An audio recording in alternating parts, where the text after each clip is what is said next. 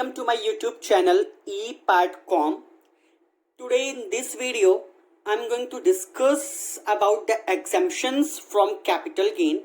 It means that up to what extent the capital gains are exempted under section 54. Means there are various sections 54, 54B, 54D, 54EC.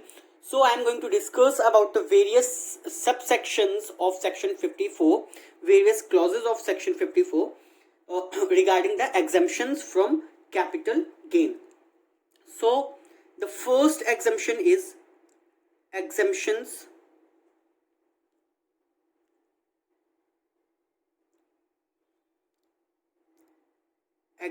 exemptions from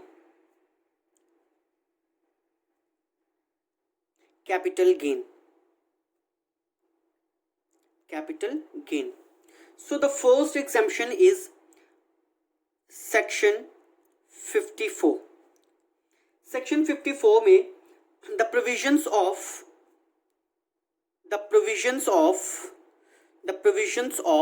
section 54 are as follows. So पहला है who can claim exemption. So first is the question is who can claim exemption. So the answer is an individual or Hindu undivided family. It means that the exemption of section 54 is available only to an individual or Hindu undivided family. Now, which specific asset? The next question is which specific asset is eligible for exemption? So the answer is if a residential house property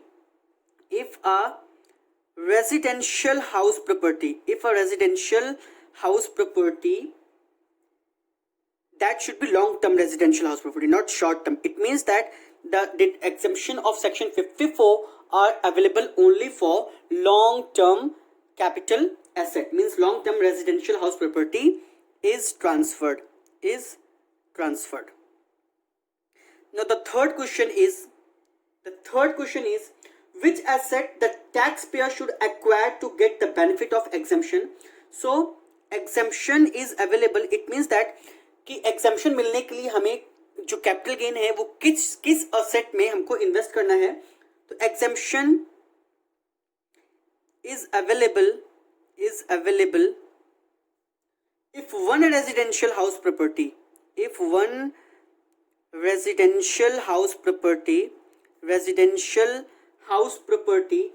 purchased or constructed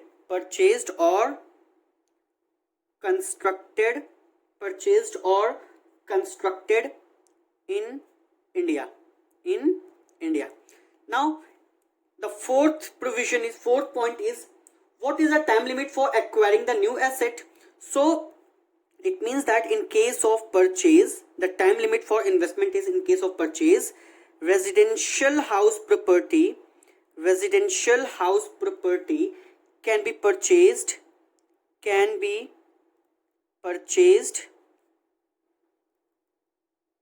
within 1 year before or within 2 years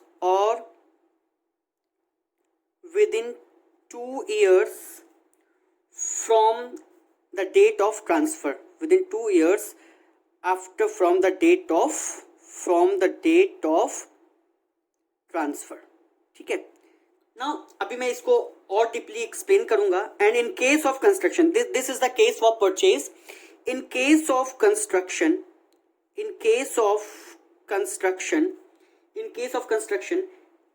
the residential house property RHP can be constructed within 3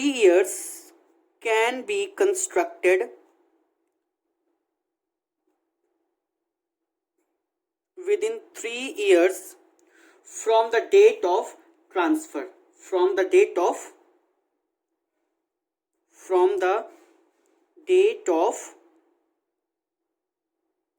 transfer. Transfer. अभी इस चीज को मैं और अच्छे से explain करूंगा पहले। अच्छा, for bank deposit if the long term capital gain या अमाउंट ऑफ कैपिटल गेन, यहाँ पे better to write the amount of, if the amount of capital gain is not invested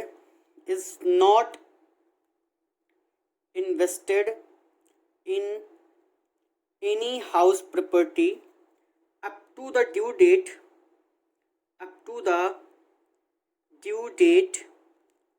of filing of returns. Due date of filing of returns क्या होती है? 31st of July of the assessment year. Assessment year की 31st जुलाई जो होती है वो हमारी due date होती है अंडर सेक्शन 139 सबसेक्शन 1। सो अगर हमने उस दिन तक अगर हमने इन्वेस्ट नहीं किया है तो in that case the amount of capital gain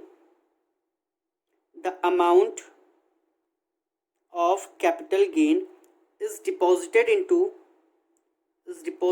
into capital gain deposit scheme in any nationalized bank or IDBI. So it means that अगर जो है अभी इस प्रोविजन को मैं और अच्छे से डीपली डिस्कस करूंगा आगे। पहले हम इसके और एक आध पॉइंट्स डिस्कस कर लेते हैं, then we will discuss some deep discussion about this. The amount of investment is the quantum of investment is either actual amount of investment or capital gain,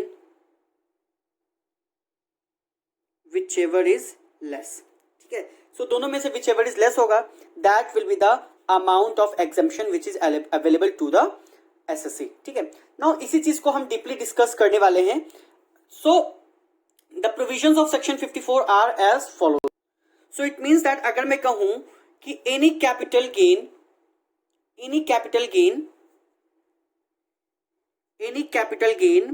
arising on transfer of capital asset being a residential house property and the amount is invested in the purchase of another house property either 1 year before or 2 years after the date of transfer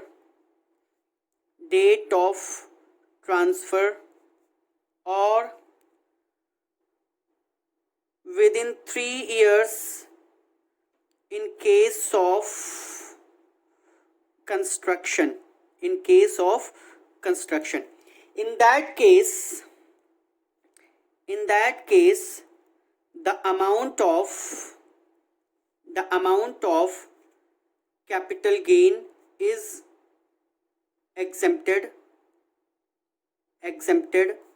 under section 54। ठीक है, section 54 में exempt होगा। The quantum of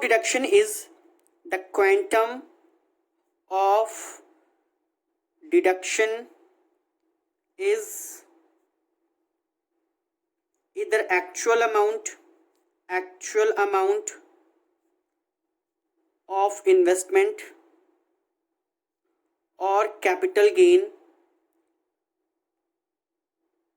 whichever is less।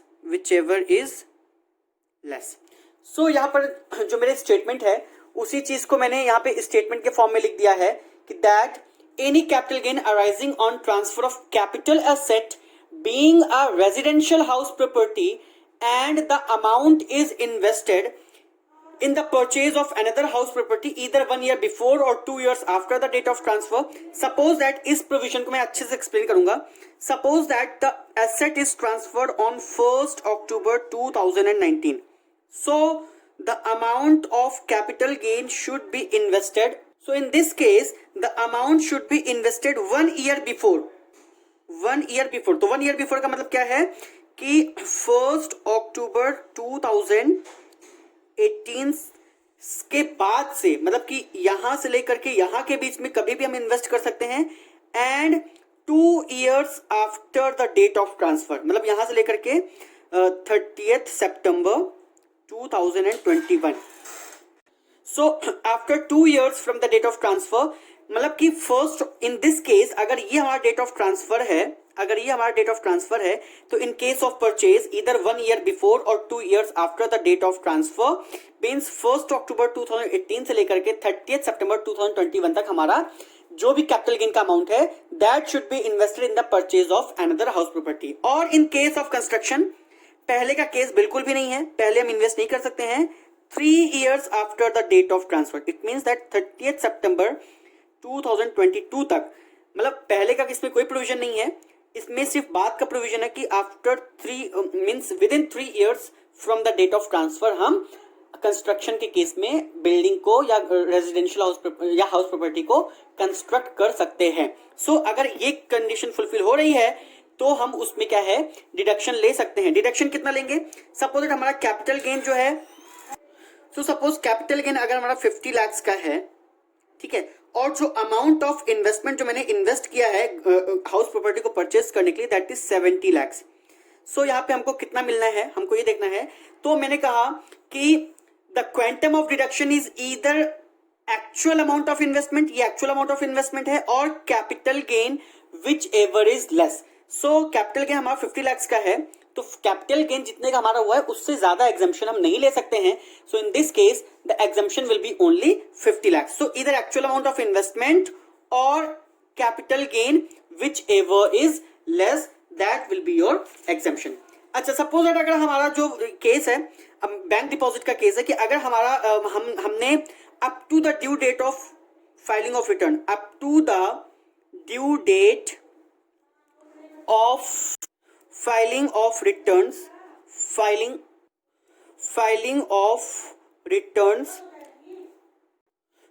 due date of filing of returns that is 31st July of assessment year. तो अगर इस दिन तक हमने कहीं पे इन्वेस्ट नहीं किया है और हमको कैपिटल गेन में एग्जम्पशन भी चाहिए तो उसके लिए गवर्नमेंट ने एक रूल बताया है कि आप capital gain saving scheme account जो है इसमें आप डिपॉजिट कर दीजिए अप टू दिस डेट. अगर आपने उसमें अमाउंट डिपॉजिट कर रखा है इसका मतलब आप इंटेंशनली, आपका इंटेंशन है असेट को परचेज करने का, कैपिटल असेट को परचेज करने का, इन that case you can claim exemption under section 54. All दो अभी तक आपने इन्वेस्ट नहीं किया है, परचेज नहीं किया है, क्योंकि अभी आप in search of house property हैं कि बहुत बेटर हाउस प्रॉपर्टी मिल जाए, बट अभी तक आपने इन्वेस्ट नहीं किया है और टाइम पीरियड भी बीता जा रहा है एग्जम्पशन के लिए. सो इस चीज का फायदा ले सकते हैं कि capital gain saving scheme account में जो है आप डिपॉजिट कर सकते हैं ताकि आप उसमें सेक्शन 54 में एग्जम्पशन क्लेम कर सकें. Now the next important point is cancellation of exemption. इसका क्या मतलब, जो हमने एग्जम्पशन लिया है सेक्शन 54 में अभी तक जो मैंने डिस्कस किया है, क्या वो कैंसिल भी हो सकते हैं? Is it possible to cancel those exemption? So मैं कहूंगा कि yes, if the new asset जो हमने परचेज किया है कैपिटल गेन्स के अमाउंट से, जो हमने इन्वेस्ट किया है नए एसेट में, so if the new asset is transferred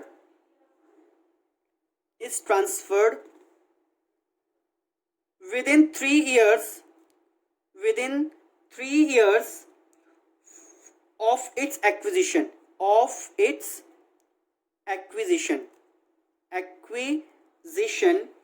exemption will be taken back. Exemption will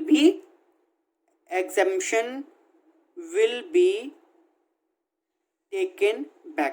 इसका क्या मतलब है? इसका मतलब यह है कि अगर हमने उसको 3 साल से पहले ही ट्रांसफर कर दिया है, so in that case the exemption जो हमने लिया है उसको हम कैंसिल कर देंगे. कैंसिल करने के लिए हम क्या करेंगे?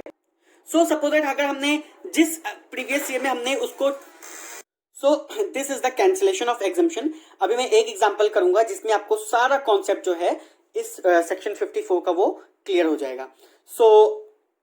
So this is the illustration of Monica Singhania, page number 258, 63rd edition. X transfers a residential house property situated at Delhi on 10th July 2019. Sales consideration is 13 lakhs and stamp duty value is 15 lakh. And I have told you in the provision that if the stamp duty value is more than 105% of sales consideration, in that case stamp duty value will be taken as your sales consideration. So हम इसमें अभी पता लगाएंगे कि इसका 105% क्या होता है सेल्स कंसिडरेशन का, फिर उसके अकॉर्डिंग हम करेंगे। एक्सपेंसेस ऑन ट्रांसफर रुपीज 10,000 है। This house property was purchased on, this is the date of acquisition and cost of acquisition is given to you. इसमें हमें indexed cost of acquisition minus करना है। To avail the benefit of exemption under section 54, X purchases a residential house property at Noida for rupees 15 lakhs on December 20, 2019. इसका मतलब within 3 years उसने house property purchase कर लिया है। However, the Noida property is transferred for rupees 22,90,000 on December 25, 2021. Which means within 3 years उसने जो house property purchase की थी नई वाली उसको उसने बेच भी दिया है। तो वहां पे हमारा क्या है, क्या कहते हैं कि जो डिडक्शन एग्जम्पशन है वो कैंसिलेशन होगा। कैसे होगा वो मैं इस एग्जांपल में डिटेल में बताऊंगा। So in this example first of all you have to find out the sales consideration. Sales consideration कितना है मैंने तुमको पहले बताया था। सिंस जो सेल्स कंसिडरेशन है वो 13 लाख का है और जो स्टैम्प ड्यूटी वैल्यू है वो 15 लाख की है। सो ठीक है, अब हम देखेंगे कि सेल्स कंसिडरेशन का 105% कितना आ रहा है। सो इसका 105% जो आएगा 13,65,000। So since 30 stamp duty value जो हमारी है, stamp duty value that is more than 105% of sales consideration. इसका क्योंकि ये जो है 15 लाख है और इसका 105% कितना आ रहा है 13,65,000। So since stamp duty value is more than 105% of sales consideration, in that case stamp duty value will be taken as your sales consideration. So 15 lakhs मेरा क्या होगा sales consideration होगा। Now if from this you have to deduct expenses on transfer. Expenses on transfer कितना है 10,000 का expenses है तो ये हमारा आ गया 14,90,000 का हमारा क्या है नेट सेल्स कंसिडरेशन है। ये हमारा क्या है नेट सेल्स कंसिडरेशन हमारा आ गया। Now from net sales consideration you have to deduct indexed cost of acquisition. Cost of acquisition उसकी कितनी थी 90,000 थी divided by cost inflation index of year of purchase. तो किस ईयर में परचेज हुआ है, एग्जाम्पल में हमारा है कि अक्टूबर 6, 2004 मतलब 2004-5 में उसने एक्वायर किया है। तो CII of year of purchase जो है 113 है। 4-5 का CII क्या है 113 मल्टीप्लाइड बाई 289 मतलब ईयर ऑफ ट्रांसफर का जो हमारा CII है 1920 का दैट इज 289। तो इस तरह से हमारी जो इंडेक्स कॉस्ट ऑफ एक्विजिशन है वो आ जाएगी 2,30,177। तो ये हमारा जो ग्रॉस LTCG आएगा, ग्रॉस LTCG आएगा दैट विल बी 12,59,823 रुपीज का आएगा। This is your gross LTCG। Now from gross LTCG you have to give exemption under section 54। इसमें कह रहा है कि उसने ये जो कैपिटल गेन था उसको उसने इन्वेस्ट किया है किसमें, परचेज करने में। एक नया घर खरीदा है उसने नोएडा में, कितने रुपए का 15 लाख का। तो 15 लाख का खरीदा है नया हाउस, ठीक है। So the amount of exemption will B इधर एक्चुअल अमाउंट और actual capital gain whichever is less, क्योंकि कैपिटल गेन से ज्यादा का एग्जम्पशन हम नहीं ले सकते हैं। तो since 15 lakh is more then 1259 तो जो एग्जम्पशन होगा दैट विल बी 12,59,823 रुपीज का होगा।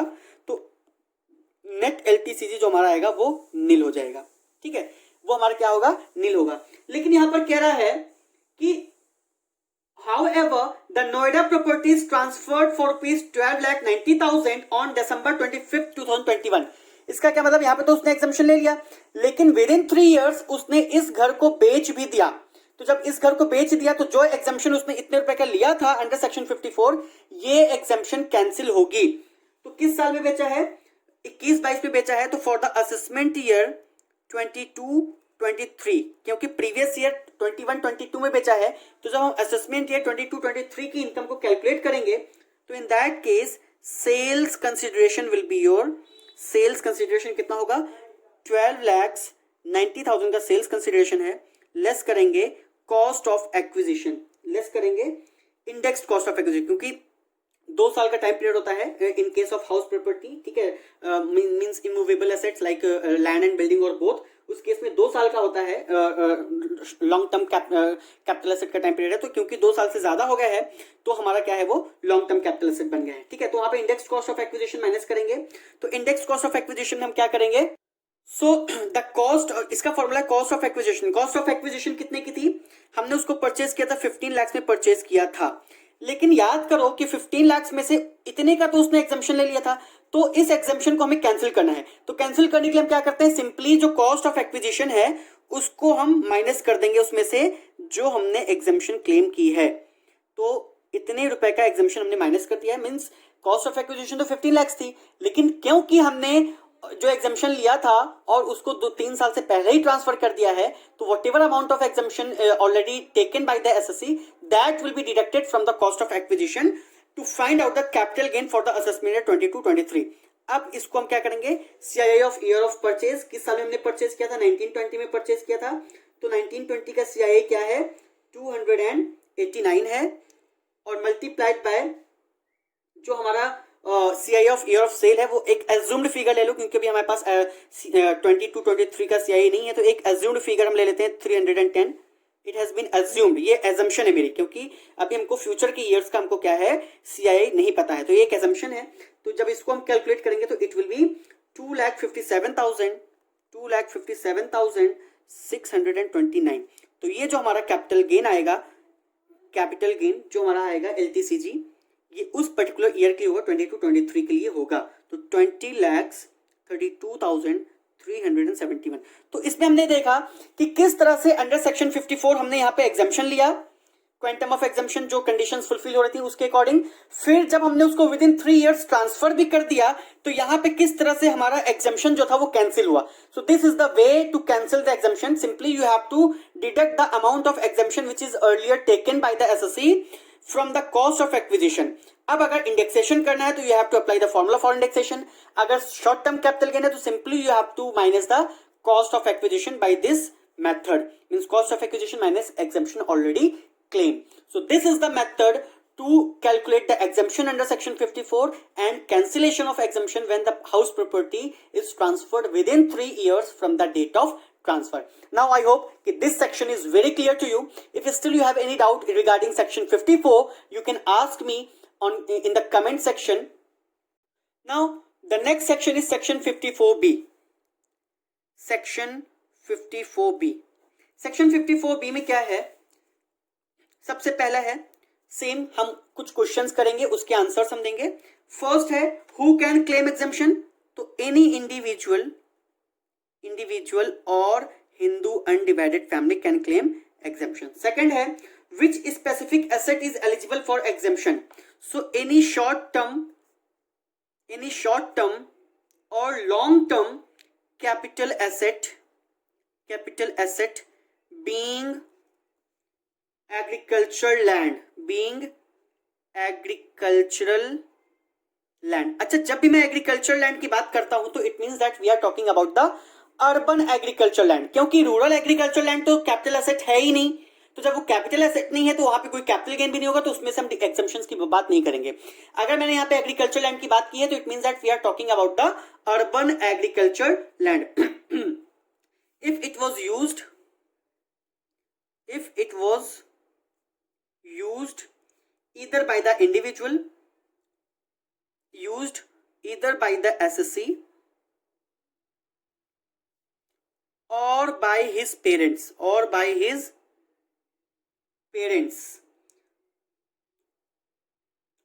the Hindu undivided family, or if it was used by the SSC or by his parents or by Hindu undivided family for agricultural purpose,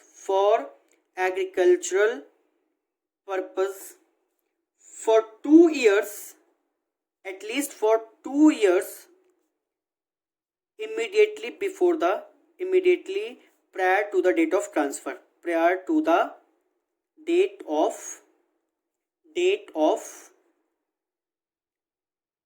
transfer. इसका क्या मतलब है? इसका क्या मतलब है कि जो अर्बन एग्रीकल्चर लैंड मैंने ट्रांसफर की है तो उसको एवं ट्रांसफर नहीं की है, that is transferred after being used it for 2 years minimum, मतलब कि उसको मैंने कम से कम 2 साल तक यूज किया है और फिर उसको ट्रांसफर किया है। अच्छा, जो पीरियड ऑफ यूज है वो जो हम कैलकुलेट करेंगे उसमें हम एसएससी का पीरियड ऑफ यूज भी लेंगे और एसएससी के पेरेंट्स का भी। सपोज दैट एसएससी ने तो उसको 1 साल यूज किया, लेकिन उससे पहले वो लैंड उसके पेरेंट्स ने यूज की थी, तो that will also be included while counting 2 years। Now the third point is which asset the taxpayer should acquire. तो agricultural land should be acquired, मतलब कि वो जो कैपिटल गेन है उस कैपिटल गेन से मैंने क्या लिया है, एग्रीकल्चर लैंड को ही परचेज किया है, ईदर इन अर्बन एरिया और इन रूरल एरिया। इसका क्या मतलब है कि जो एग्रीकल्चर लैंड पे जो हमने ट्रांसफर किया है that should be urban agriculture land, लेकिन जो हमने परचेज किया है जहां पे हमने अमाउंट इन्वेस्ट किया है वो एग्रीकल्चर लैंड रूरल भी हो सकता है और अर्बन भी हो सकता है, वहां पे हमारा कोई डिफरेंस नहीं है। ठीक है। Now what is the time limit, for acquiring the new asset. So within 2 years from the date of transfer,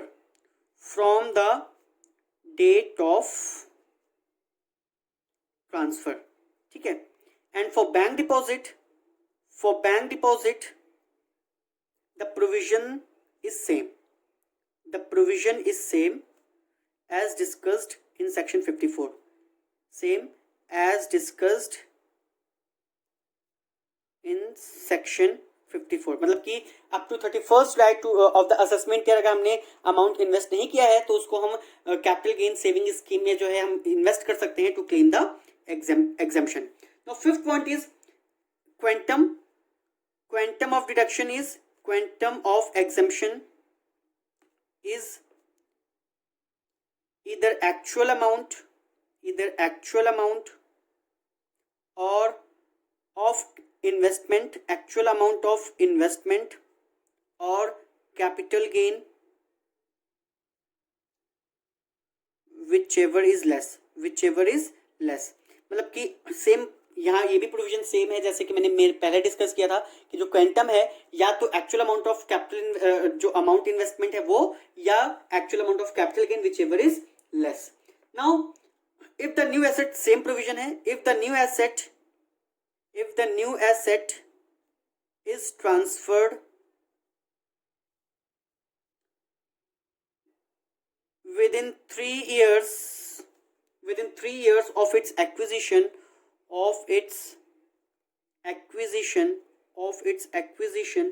in that case the exemption will be taken back। Same उसी तरीके से जिस तरह से हमने पहले डिस्कस किया था न्यूमेरिक इलस्ट्रेशन में, उसी तरह से हम उसको टेकन बैक करेंगे, exemption will be taken back, मतलब कि उतने से हम कॉस्ट ऑफ एक्विजिशन को क्या करेंगे, लेस कर देंगे।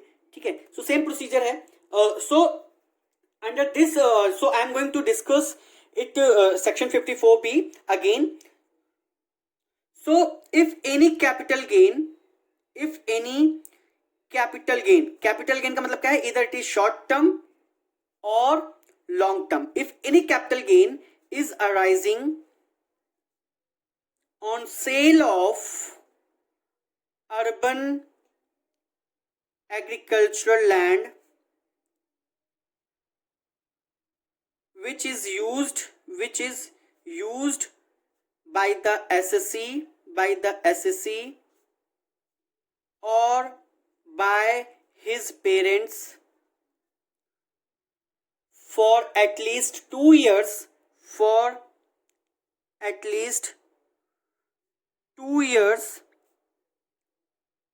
before the date of transfer,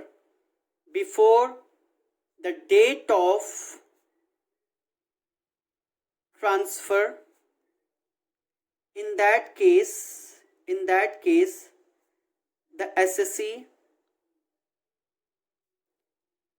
can claim exemption under section 54B. The quantum of deduction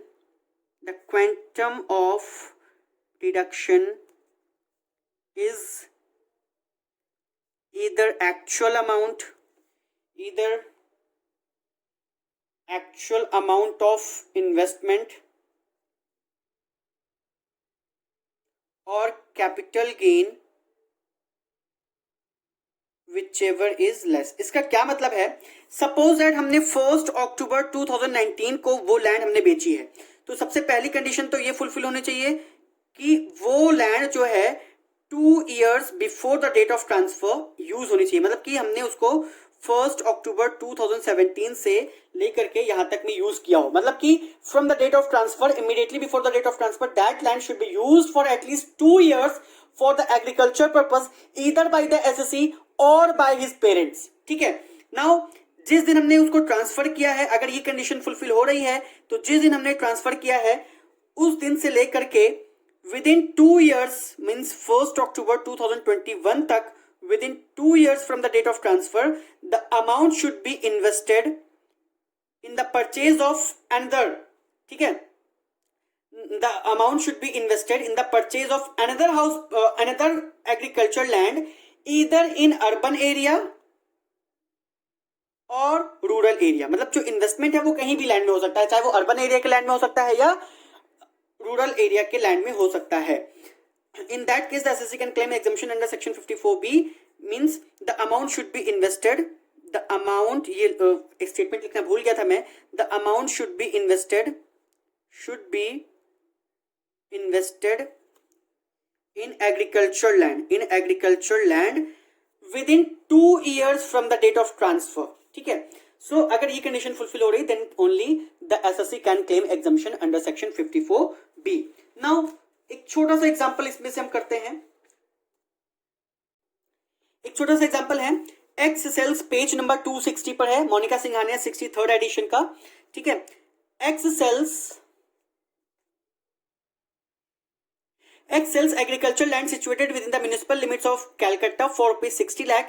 Stamp duty value as per circle rate is 38,75,000 on July 4, 2019, which was purchased by him on March इतना 15,18,000 का purchase किया था। On July 15, 2020 he purchases agricultural land in rural area for ₹4,30,000 and deposits ₹10,80,000 in a deposit account for availing exemption under section 54B। ठीक है, उसने amount भी invest कर दिया है। He purchases another agricultural land situated within the limit of Delhi Municipal Corporation on June 30, 2021 for ₹8,47,000 by withdrawing from the deposit account। ठीक है। Amount left in the deposit account is withdrawn on July 10, 2021. The agricultural land in rural areas transferred on 1st April 2022 for ₹4,90,000 and the land in Delhi is transferred on July 17, 2022 for ₹8,70,000. Determine the amount of capital gain in this particular case. So first of all you have to take sales consideration. Sales consideration उसने कितने में बेचा है? 60 lakhs में बेचा है, तो 60 lakhs will be your sales consideration. After that you have to deduct indexed cost of acquisition. Cost of acquisition कितनी थी? 15,18,000 को उसने परचेज किया था इन द ईयर 2007-8, 1 मार्च को किया था, तो 6-7 में, इन द ईयर 6-7 में उसने परचेज किया था। तो 6-7 का CIA कितना है? 122 और 19-20 का CIA जो है वो है 289। तो आई होप कि अब इंडेक्स कॉस्ट ऑफ एक्विजिशन का कॉन्सेप्ट आप लोगों को क्लियर होगा कि किस तरह से इंडेक्सेशन करते हैं। ठीक है। तो इंडेक्स कॉस्ट ऑफ एक्विजिशन हमारा आ जाएगा 35,95,918। तो ये हमारा आ गया है ग्रॉस LTCG। कितना आ गया है? It will be 24,04,04,082 rupees. Now you have to give exemption under section 54B. So under section 54B में हमारा जो एग्जम्पशन है, cost of agriculture land less करना है। पहले तो एग्रीकल्चर लैंड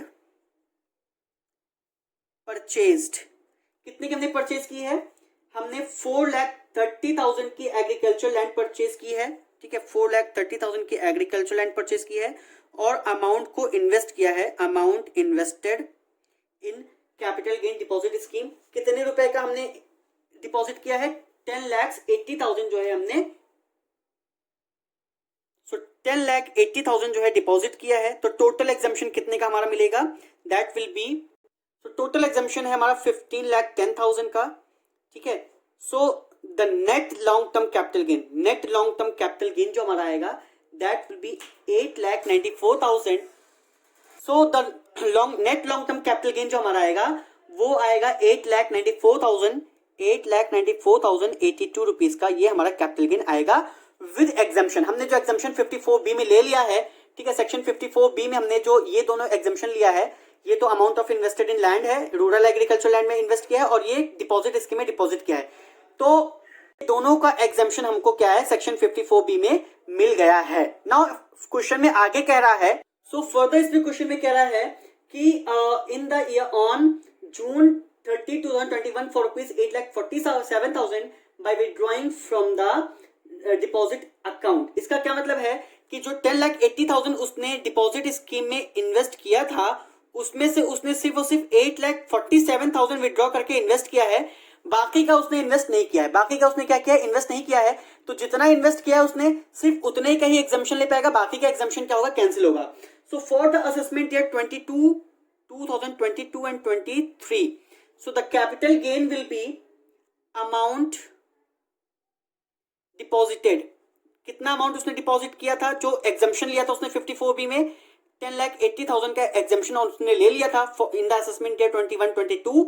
ठीक है, फिर उसमें से उसने जो इन्वेस्ट किया है, अमाउंट विड्रॉन फॉर इन्वेस्टमेंट, जितने का अमाउंट उसने दिल्ली म्युनिसिपल कॉर्पोरेशन में की लिमिट में उसने एक लैंड लिया है जिसकी कॉस्ट थी 8,47,000 की, तो सिर्फ इतने का ही वो एग्जम्पशन ले सकेगा। बाकी जो उसका है दैट विल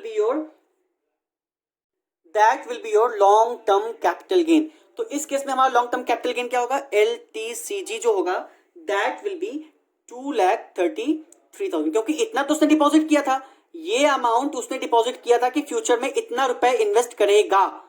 गवर्नमेंट को उसने बताया कि भाई इतना रुपए मुझे इन्वेस्ट करना है, तो इतने का एग्जम्पशन उसने ले लिया। लेकिन बाद में उसने कितना रुपया इन्वेस्ट किया? उसने सिर्फ और सिर्फ 8,47,000 रुपीज इन्वेस्ट किए। तो गवर्नमेंट ने कहा कि भाई अगर तुमने सिर्फ इतना रुपया इन्वेस्ट किया है, तो जो ऑलरेडी हमसे तुमने इतने का एग्जम्पशन ले रखा है, तो उसमें से तुमने सिर्फ इतना किया, तो बाकी का एग्जम्पशन तुम वापस करो। तो this will be your capital gain in that particular year 2022-23 का कैपिटल गेन होगा, जिस पर उसे टैक्स देना है। अब इस केस में कह रहा है कि इन द ईयर, मतलब कि 23-24 में, असेसमेंट ईयर 2023 और 2024 में उसने जो एग्रीकल्चर, रूरल एग्रीकल्चर लैंड थी जो पहले उसने लिया था 4,90,000 का, उसको भी उसने ट्रांसफर कर दिया, बेच दिया। ठीक है, और जो उसने दिल्ली में लिया था, म्युनिसिपल कॉर्पोरेशन की लिमिट में लिया था ये वाली लैंड 8,47,000 की, उसको भी उसने क्या किया? ट्रांसफर कर दिया विद इन 3 ईयर्स। क्या है इसमें कि विद इन 3 ईयर्स उसने ट्रांसफर कर दिया है। तो in that case the exemption which is claimed earlier will be cancelled. तो उस केस में क्या होगा? सेल प्रोसीड्स दोनों का अलग अलग केस होगा। सेल प्रोसीड्स में ये रूरल एरिया का है और ये अर्बन एरिया का है। ठीक है, तो रूरल एरिया में सेल प्रोसीड्स कितना है? 4,90,000। ठीक है, और इसका कितना है? 8,70,000 का बेचा है। लेस क्या करना है? Cost of acquisition. Cost of acquisition क्या है? सो कॉस्ट ऑफ एक्विजिशन क्या है? इस केस में तो उसने 4,90,000 का लिया था, और पूरा 4,90,000 का मैं आपको दिखाता हूं। उसने पूरा 4,90,000 का एग्जम्पशन लिया था यहाँ पर। ठीक है, सॉरी, ये 4,90,000 का था। सो ये 4,30,000 का था। तो यहाँ पे उसने पूरा 4,30,000 का जो है वो, सॉरी 90 नहीं था, 4,30,000 का था कॉस्ट ऑफ एक्विजिशन, और उसने पूरा 430 का एग्जम्पशन ले रखा था। तो जब एग्जम्पशन ले रखा था और उसको बेच रहा है तो एग्जम्पशन कैंसिल होगा। तो एग्जम्पशन को कैंसिल कैसे करते हैं? कॉस्ट ऑफ एक्विजिशन में से लेस कर देते हैं। तो यहाँ पे जो कॉस्ट ऑफ एक्विजिशन आ जाएगी वो क्या आ जाएगी? नील आ जाएगी। और इस केस में भी जो उसने परचेज किया था कॉस्ट ऑफ एक्विजिशन, वो कितने का किया था? 8,47,000 का किया था, और पूरा उसने एग्जम्पन ले लिया था। तो इस केस में भी कॉस्ट ऑफ एक्विजिशन क्या होगी? नील होगी। सो इस केस में जो लॉन्ग टर्म हमारा कैपिटल गेन होगा, जो शॉर्ट टर्म कैपिटल गेन होगा, शॉर्ट टर्म कैपिटल गेन, तो ये तो नॉट टैक्सेबल है क्योंकि तो अर्बन एरिया में है, ये तो टैक्सेबल नहीं होगा। और ये पूरा का पूरा 8,70,000 जो है दैट विल बी टैक्सेबल। ये क्या होगा? सो ये हमारा शॉर्ट टर्म कैपिटल गेन होगा जो कि टैक्सेबल होगा in the assessment year 2023-2024। So this is the case for section 54B। ये आई होप कि ये इलस्ट्रेशन भी और ये सेक्शन भी आपको समझ में आया होगा, but still if you have any doubt you can ask me in the comment section. Thank you. Please अगर आपने अभी तक मेरा चैनल सब्सक्राइब नहीं किया है so please like share my video and subscribe my channel and don't forget to press the bell icon for future notifications. Thank you and have a good day.